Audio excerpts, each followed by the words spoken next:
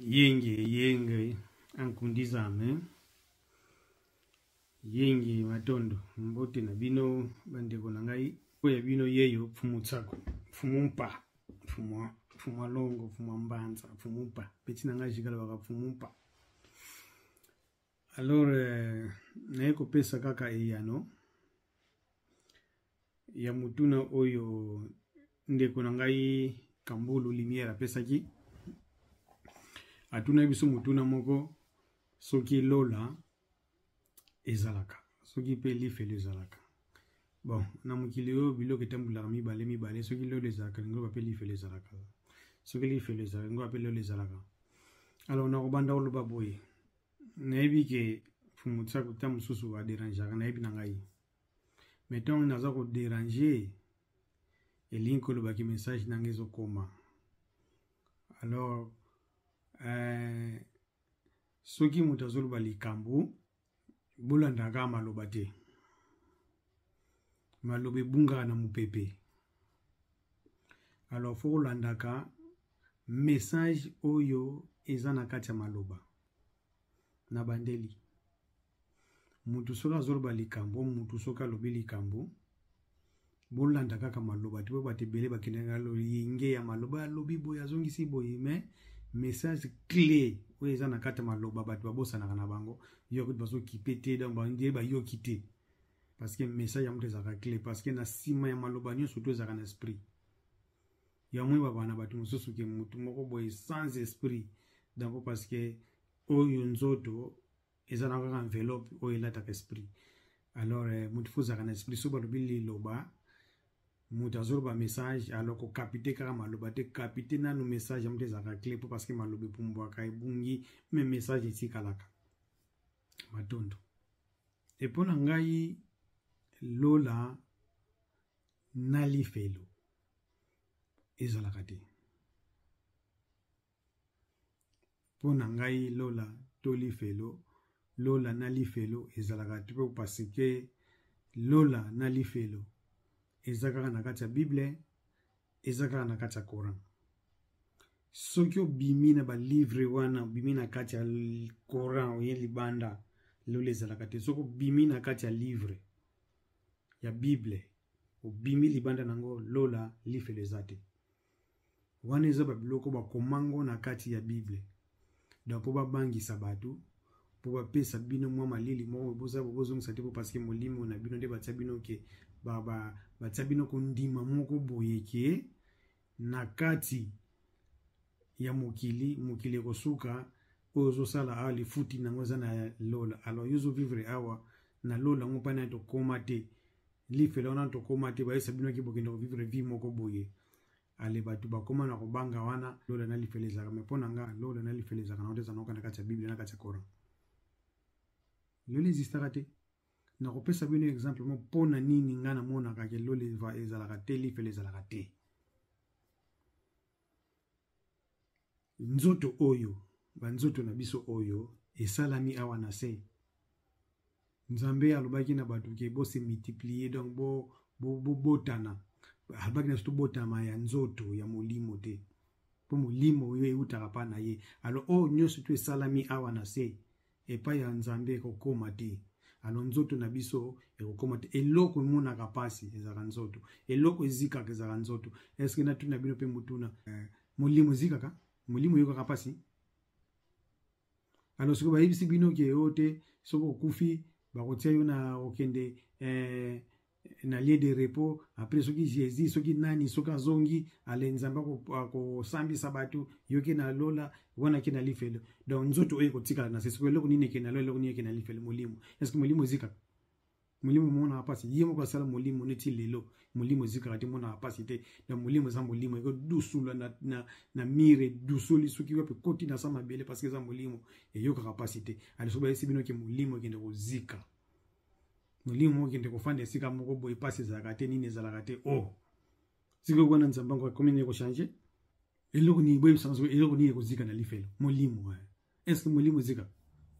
molimo yoka capacité. Oui, mo boy donc yango no yosebino ke donc alors siko na comprendre rater mo ngai tozana na 20e siècle na donc na 2023 batu bafandi bazobetela bango masolo pe bafandi masolo biso bando yo content ozaki bana mike bafandi tozo kansuliza masolo solo mais tokomi ba mikolo batata mibimba na bamandefa pembe ayosanga ki soko kufi okende lifelo soko saki mabe okende lifelo so malamu okende lola alo nafandi pe nazo ndima na kangi pe krapati nazo ndima makambo wana topusa mwamba makanisi nemso liboso woni nzambaza muninga na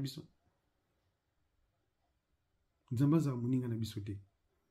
alo makambo oyo pour comprendre yango donc faut la mutu ya molimo faut la mutu esprit alo bat nyoso te baza bat esprit ya mona bat bafanda kana baze so makambo kaka amen oui non vérifier kota na spiritualité pour yo comprendre makambo ngana zolo baso za na mununa molimo to comprendre ngote omuna ka fumutsa kwa yiko makambo moko boye oyo na bible bakomate okende bible komami pa ya bat net yo 21e siècle to la muka lola na lifelo ezalakate albabetili wone za kubangisa batute babetili bino li solo moko boye o na pesa soso exemple moko ngana za tata na boti bana na ngai alinga moko suna sala kasho pona bana wana marge mwana ngo yoka kate asala ka bazon saka boye alinga moko suna zuizi na sala kasho moko akofanda na puna libela na vina ye est-ce que na za tata bien tata penza ya malamu babi ke nzamba bolingo alimbisaka donc soko sengie pardon olimbisa yo alinga bato nyonso tu ka ye wana kaka za muta bolingo ye wana kaka te muta za mutu asala ka nyonso tu sala ka to senga hapa na ye mwana uta kapa ya nzambe mwana uta kapa isuki ya nani mwasi ye mobali nzambe muta pesaka alimoka pesi yo ye moko asali bato ne muta pesi bato ye moko sazuzika bato ngo aketsa bango suna moto ngata tata na kosa block wana eske nzambe wana kosa ba block wana tuti kokosi la nzambe makambo musweza kana bakomana ba na livre na bible eza makambo ya nzambe ti eza makambo ya bato nyonso tute bakobetela bino lisolo eza otanya na bible tia makanisi na yo na place batu baya koloba nini ke ote fumutsaku makambo musweza makambo molimo soko tangi bible fozo na ndenga molimo eske biki bakomila nini yo bible nezakia molimo to machine babetela nini wanezakia molimo unga so nafunguli bible nanga molimo bimaka molimo bimana kata bible nzambaza anakata bible te molimo za anakata bible te makambo mususu bakomane za makambo profeti balobaki makambo mususu ali makambo ya batu da makambo mususu to bengela ngo molimo na kubenga molimo nge uta wapi so ngambona za molimo